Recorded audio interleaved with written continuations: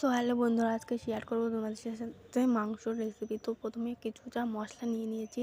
তো প্রথমে নিয়েছি আদা, তেজপাতা, রসুন, কাঁচা লঙ্কা, শুকনো লঙ্কা, গোলমরিচ, জিরে, ধনে, সর্ষে আর একটুখানি রাঁধুনি।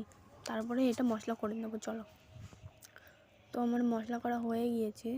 তো এদিকে আমি আলু কেটে নিয়েছি আগের থেকেই। তারপরে কড়াইতে একটু তেল দিয়ে নাড়াচাড়া করে নেবো ভালো করে।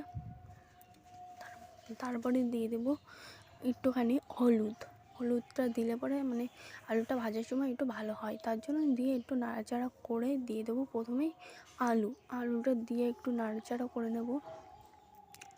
তো আমি একটু লাল লাল হয়ে গেলে লাভিয়ে দেবো। তো একটু লাল লাল হয়ে গিয়েছে, তাই একটু নেড়ে চেড়ে লাভিয়ে নেবো। তো দেখো লাল লাল হয়ে গেছে, তো আমি লাভিয়ে নিচ্ছি। দেখো বন্ধুরা, তো দেখো কত সুন্দর ভাজা হয়েছে। তো চলো এবারটা দিয়ে দেবো কিছুটা তেজপাতা, কিছুটা জিরে আর একটু লঙ্কা। দেওয়ার পরে ভালো করে নেড়ে চেড়ে দিয়ে দেবো পেঁয়াজ কুচি। তারপর নাড়াচাড়া করার পরে দিয়ে দেবো কিছুটা পরিমাণ টক দই। তো আমি 1 চামচ নেবো এখানে টক দইটা। তো টক দইটা দেওয়ার পরে ভালো করে নেড়ে চেড়ে নেবো। তো নাড়াচাড়া করার পরে আমি দিয়ে দেবো এখানে মশলাটা কষিয়ে নেব ভালো করে।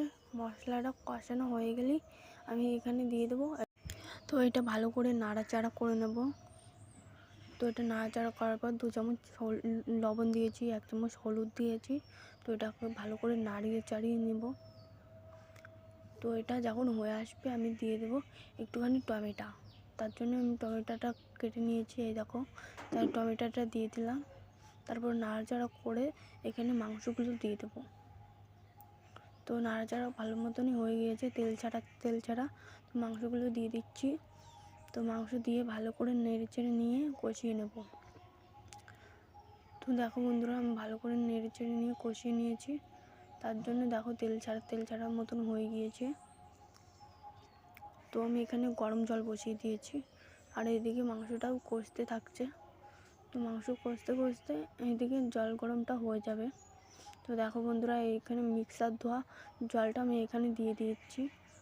তো এটা দিয়ে ভালো করে নেড়েচেড়ে আর কি কষাতে হবে।